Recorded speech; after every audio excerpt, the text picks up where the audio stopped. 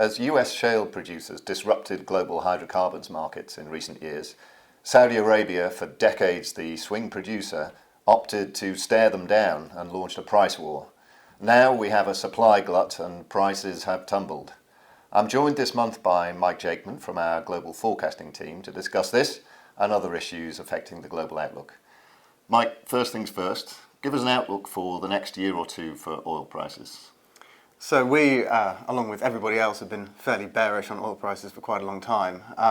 What we've seen this month is there was an OPEC meeting a week ago, and there was some speculation beforehand that perhaps there might be enough agreement within OPEC to launch a cut to their production target, which they hoped would then push prices up again.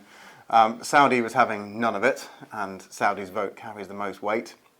So OPEC kept their production target the same, and that led to another fall in the price when markets reopened the next day. As a result, not just of this, but also of general trends in the market, we've made another cut to our oil forecast. So we now expect prices to be essentially flat on a year-on-year basis next year, which means that this year we're looking at prices of $53 a barrel. Next year is going to be pretty much the same.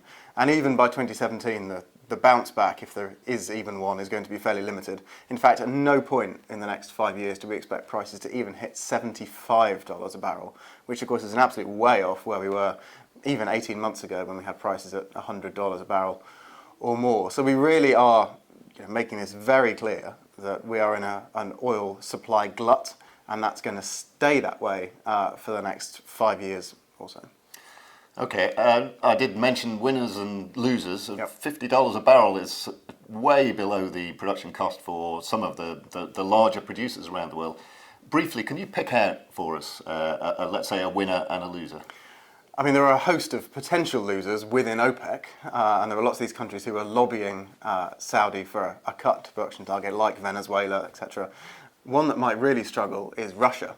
And the reason for this is that when OPEC decided to maintain their market share and disregard the price, that actually inspired their competitors to do the same. So Russia couldn't change the market balance in price terms. They just kept pumping more and more oil, and we've seen record Russian production this year. And because that price is going to stay so low, the only way that Russia is going to make any money off its oil is to continue to pump more and more and more. But Russian budgets aren't predicated on an oil price of $50 a barrel. So that's an economy that's already in recession, that is going to was trying to get out of it, but obviously its ability to get out of it is going to be really harmed by the fact that it's not going to be getting as much revenue from oil as the government would hope. On the other side, the winners, well, it's all oil importers. India is an economy that's done, the one emerging market that's actually done very well in the last 18 months, which is no coincidence given that it's importing a lot of oil that's just got twice as cheap as it was before. An interesting one also is Japan. So Japan is another oil importer, and so forth has benefited from the price cut. However, what Japan's really trying to do is engineer any kind of inflation. And of course, cheap oil is exerting a strong deflationary aspect over the economy. So Japan's an interesting one. It probably is, on net terms, a winner, but it won't necessarily feel like that for the Japanese government. Well, not the front line by any means in oil, but Latin America is also being affected by a broader downturn in commodities. They're hugely reliant on commodities, obviously. And this is knocking into already fairly weak economies there, and in turn increasing political tensions across the continent. We're forecasting stagnation in economic terms for Latin America as a whole in 2016. And given that we've been so reliant in recent years on emerging markets to sort of buoy up global growth, obviously that's quite a big story. Can you go into the detail a little bit for us? Sure. I mean, let's just dwell on the fact that a whole continent full of emerging markets is actually going to grow by nothing at all in a whole year when the rest of the global economy is growing by 3%. I mean, that really is quite significant in itself. And the reason for that is Brazil. We've talked about Brazil before, but we can go through it again. And when you look at an economy and you're trying to work out different potential sources of growth, there's normally something that you can pick on that is a bit hopeful. But Brazil really is struggling at the moment. All of the different steps are something like this. So lower commodity prices have weakened the currency. And a weak currency has stoked inflation. To try to control inflation, the central bankers smartly raise interest rates. But of course, raising interest rates very high stymies growth. Add to that the fact that there is an enormous political crisis happening, an enormous corruption scandal that's been uncovered, an impeachment process against the president. All of those things deter foreign investment. Exports are struggling because of, as I mentioned, the low commodity prices. And it's a really horrible kind of nexus for the government to try and work its way out of, allied to the fact the government is mostly concerned with its own survival at the moment. And you can see why we're forecasting a 3.7% contraction in Brazil in 2015 and another year of about 3% decline next year. And that's what's really weighing on the whole regional aggregate. However, even countries like Peru and Colombia, that we were previously quite optimistic about, are struggling with worsening terms of trade, the sort of change in the business cycle. And then you perhaps move on to another big economy, Argentina, which had an election last month. They got a right-wing reformer, Mauricio Macri, in as their new leader. He's promised a sort of shock therapy treatment for the economy that will eventually lead to the end of exchange controls. That's going to entail a bit of short-term pain in 2016 too, in the hope that perhaps once he's put these treatments in place, the economy will be in better shape from 2017 onwards. But that, again, is adding to the fact that 2016 is going to be a pretty rough year for the whole region.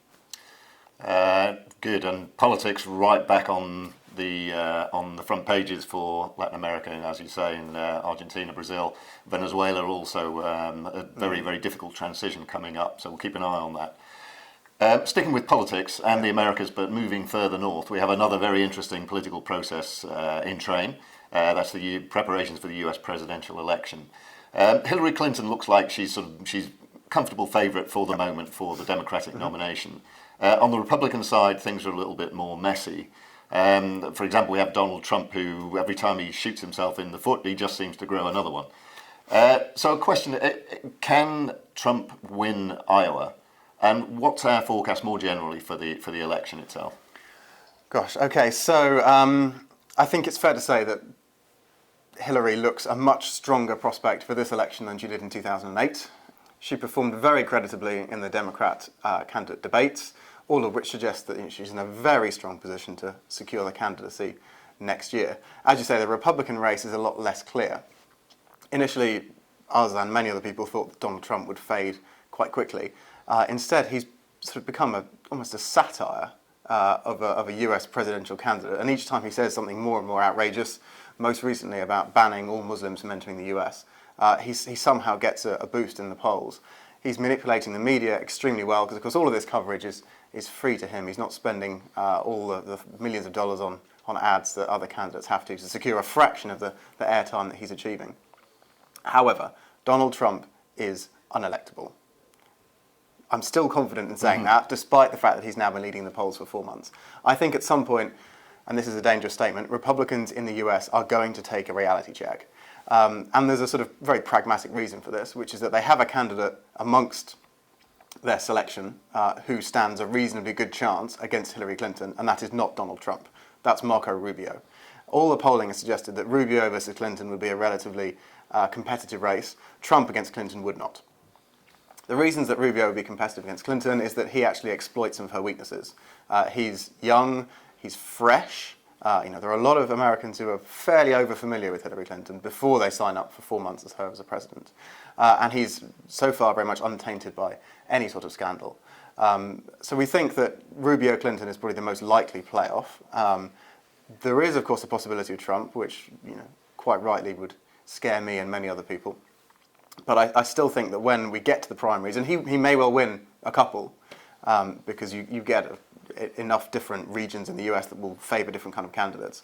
But I think on balance, this is going to be a Rubio nomination, and then we'll get a more competitive and a better race for the US as a result of it.